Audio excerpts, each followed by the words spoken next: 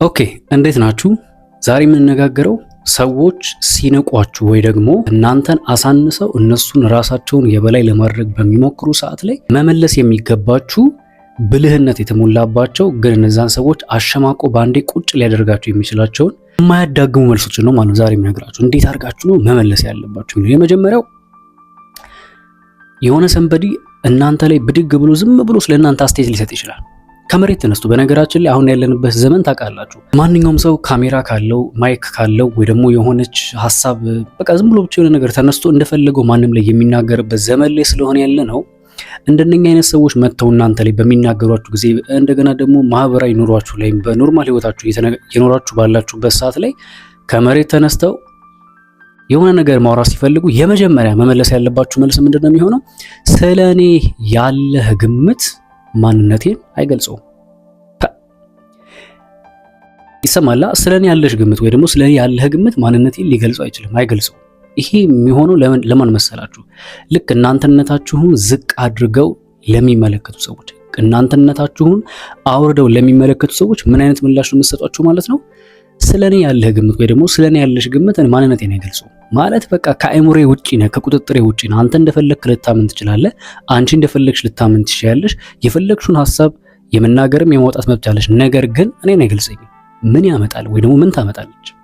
እንደዚህ ብላችሁ ከነገራችኋቸው እነዛ ሰዎች የማይሸማቀቁበት ምንም ምክንያት የለም ማለት ነው። እንግዲህ በሁለተኛ ደረጃ በህይወታችሁ ላይ አንዳንድ ሰዎች መጥተው እናንተን ይሄ መጉዳት ማሳዘን እንጂ ማቅናት የማይፈልጉ ሰዎች አሉ፣ እናንተን መተቸት ብቻ። ስለዚህ እነዚህ ሰዎች ከእናንተ ጋር ሊያወሩ በሚቀርቡበት ሰዓት ላይ ይሄ የማያዳግም ምላሽ መመለስ ያለባችሁ። ምን ብላችሁ ነው መመለስ ያለባችሁ? የምትናገረው ነገር ወይ ደግሞ የምትናገሪው ነገር የማያነጸኝ ከሆነ ባትናገሪ ነው ይሻላል፣ ወይ ደግሞ ባትነግረኝ ይሻላል፣ ባትነግረኝ ይሻላል ብላችሁ መመለስ ያለባችሁ። ይሄ እንደነገርኳችሁ ነው። ለአንዳንድ ሰዎች እንዲሁ ዝም ብሎ በቃ የሆነ ማንኳሰስና ማንቋሸሽ ብቻ ስራቸው የሆኑ ሰዎች አሉ። የሆነ ነገር ሰርታችሁ ሊሆን ይችላል፣ የሆነ ነገር አከናውናችሁ ሊሆን ይችላል። በዛ ነገር ላይ በሰራችሁት፣ በተንቀሳቀሳችሁት፣ ባከናወናችሁት ነገር ላይ ክፍተት ተገኘባችሁ። ለምሳሌ የሆነ ድካም ተገኘባችሁ። መቼም እዚህ ምድር ላይ ሰው በሆነም በምድር ላይ ስንኖር ክፍተት የለብንም ማለት አይቻልም።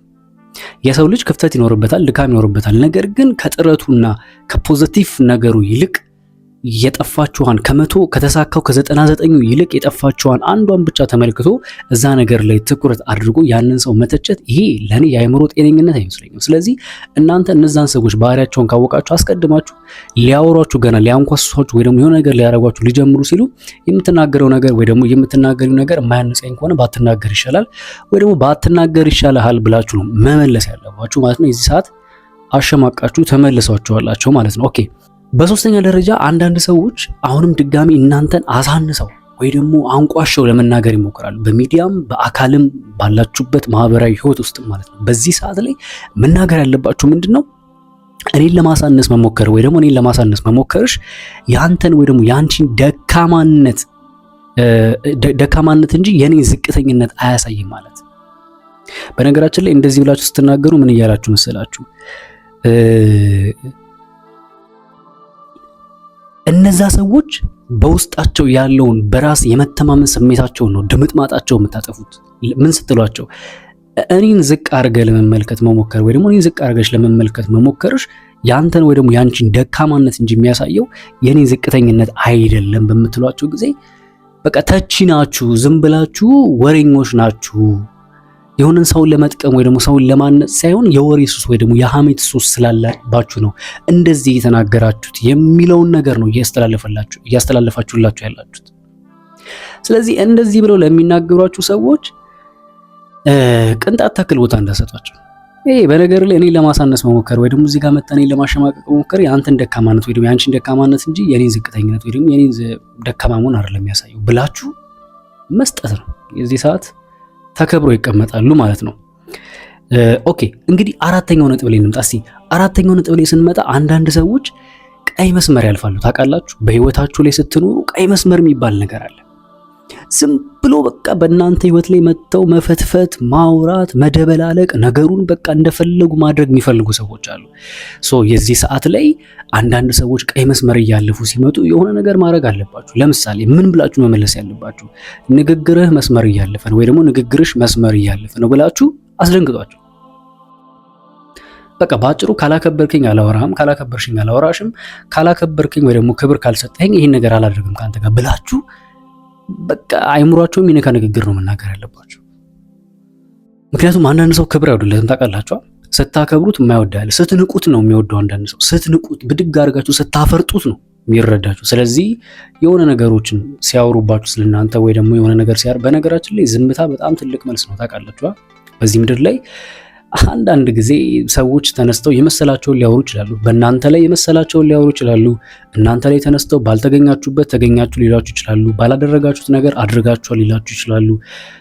እናንተ ያላሰባችሁትን እነሱ በራሳቸው መንገድ አስበው ነገሮችን ቀይሰው ሌላ ነገር ውስጥ ገብተው ሊለፈልጉ ይችላሉ። የዚህ ሰዓት ላይ አንዳንድ ጊዜ ትልቁ መሳሪያ የሚሆነው ዝምታ ነው። ለምን? አንዳንዴም ዝምታ መልስ ነው ሲባል፣ ነገር ግን ዝምታ መልስ ነው ማለት ደግሞ ዝም ስላላችሁ ብቻ ደግሞ የእናንተን ትክክለኝነት ወይ ደግሞ የእናንተን ንጹህነት አንዳንድ ጊዜ የማያብራራበት ጊዜ አለ። የዚህ ሰዓት ላይ ወጣችሁ ስለ ጉዳዩ ማውራት መቻል አለባችሁ። ኦኬ፣ መናገር መቻል አለባችሁ።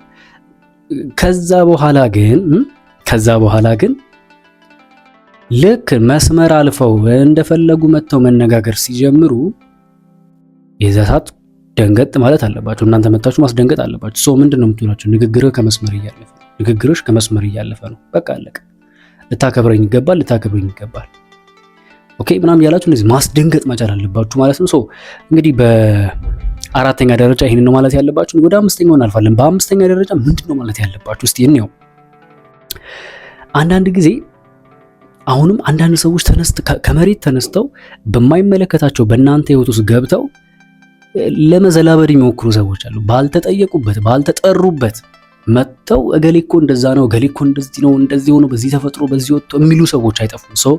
ለእነኚህ ሰዎች መመለስ ያለባችሁ መልስ ምንድነው የሚሆነው? ቀጥታ የሰጠኸኝን አስተያየት አልጠየቅኩም፣ ስፈልግ እነግርሃለሁ። በቃ አለቀ። ምንም እኮ እኔ እንዲሆኜ በዚህ ሆኜ እኔ ራሴ የሆነ ጊዜ ተሸጉጃለሁ። በነገራችን ላይ የሆነ ቅርብ ጊዜ ነው በሆነ ጉዳይ ስለኔ አንዳንድ ነገሮች ተወራና ይሄ ህዝብ ጤነኛ አይደለም እንዴ ብዬ ማለት በእርግጥ እውነት ነው። የህዝቡ ጤነኛ ለመሆን አንዳንድ ነገሮች ገርሞኛል። የአንዳንድ ሰዎች ማለት ነው። ያው አንዳንዶቹ አውቀው ነው፣ አንዳንዶቹ ግን ካለማወቅና ያው መረጃ ካለመኖር የተነሳ ነው እንትን ያሉትና ምን ሆነው ነው እነዚህ ሰዎች ጤነኞች አይደሉም እንዴ ብዬ አንዳንድ ጊዜ አስተያየት ለሰጡኝ ሰዎች ሁሉ ገብቼ የመመለስባቸው ጊዜያቶች ነበሩ። ከጊዜ በኋላ ግን ሲገባኝ ለካ አንዳንድ ጊዜ ንቆ ማለፍ የሚባለው ነገር በራሱ ትልቅ መሳሪያ ነው። በህይወታችሁ ላይ አንዳንድ ሰዎችን ንቃችሁ ማለፍ መቻል አለባችሁ። በቃ ተንቀው ራሳቸውን ለመናቅ ያዘጋጁ ሰዎች አሉ። በገዛ ስልካቸው፣ በገዛ ካሜራቸው፣ በገዛ ማይካቸው፣ በገዛ ቻናላቸው ላይ ስለእናንተ የማይመለከተውን ነገር ዝም ብለው እየቀባጠሩ እያወሩ በቃ ራሳቸውን ለመናቅ አሳልፎ የሰጡ ሰዎች አሉ። በቃ ሰው የሚንቃቸው ምን አይነት ሰው ናቸው እስኪባሉ ድረስ በቃ ምን ነው ባላያት እስኪባል ድረስ የደረሱ አንዳንድ ሰዎች አሉ። ስለዚህ እነዚህ ሰዎች ራሳቸውን ለመናቅ አሳልፈው ከሰጡ እናንተም ምናልባት ወጋ የሚያረጓችሁ ከሆነ ይቅርታ የሰጠኸኝን አስተያየት እንድሰጠኝ አልጠየቅኩም፣ ስፈልግ ግን እነግርሃለሁ፣ ምክንያቱም ማንነትህን አውቀዋለሁ ብላችሁ ለእነዛ ሰዎች የመልስ ምት መመለስ ነው ያለባችሁ። እና በዚህ አጋጣሚ በዚህ በሚዲያም ላይ ሊሆን ይችላል በማህበራዊ ህይወት እየኖራችሁ ያላችሁ ሰዎች በማይመለከታችሁ ነገር እየገባችሁ ሰዎች ላይ የሌለ ነገር የምትለድፉ የሌለ ነገር የምታወሩ አንዳንዶቻችሁ አይኖ እናቃለን መተዳደሪያችሁ ነው፣ ለአንዳንዶቻችሁ ወሬ ማቀበል ስራችሁ ነው፣ ለአንዳንዶቻችሁ ደግሞ እንዲሁ ሱስ አለባችሁ። የሆነ ራሳችሁን ለመናቅ አሳልፋችሁ የሰጣችሁ በማይመለከታችሁ ሰንበዲ እርስ በርስ ለተቧጨቀው ሰንበዲ እርስ በርስ ለተባለው ገብታችሁ የምትፈተፍቱ ሰዎች አሉና የነዛም ሰዎች ላይፍ አይመለከተንም፣ እናንተም የምታወሩት ነገር አይመለከተንም። ሰላማችንን ስጡን ለማለት እንፈልጋለን ማለት ነው።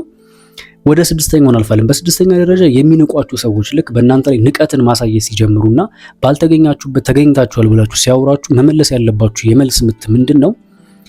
በራስ ላይ ያለህን ችግር ወይ ደግሞ በራስሽ ላይ ያለብሽን ችግር እኔ ላይ አምጥተሽ አትወጪብኝ፣ እኔ አይመለከተኝም ማለት ያለባችሁ። ምን አገባኝ አይመለከተኝም፣ እዛው የራሳችሁን ችግር ራሳችሁ ጨርሱት። አንዳንድ ጉዳዮች እናንተ መነካካት የሌለባችሁ ጉዳዮች አሉና እነዛ ሰዎች እናንተን ጎትተው ሊያስነኳችሁ የሚሞክሩ ሰዎች አሉ። በቃ ባልተገኛችሁበት ተገኝታችኋል፣ በሌላችሁበት አላችሁ ብለው ሊያላክኩባችሁ የሚፈልጉ ሰዎች ካሉ ብራዘር ወይ ሲስተር ጥጋችሁን ያዙ። የራስህን ችግር ወይ ደግሞ የራስሽን ችግር አምጥተሽ እኔ ላይ አትለድፊ፣ አምጥተህ እኔ ላይ አትለድፍ ብላችሁ ቁርጡን መናገር አለባችሁ። አለበለዚያ እነዛ ሰዎች አይፈቷችሁ።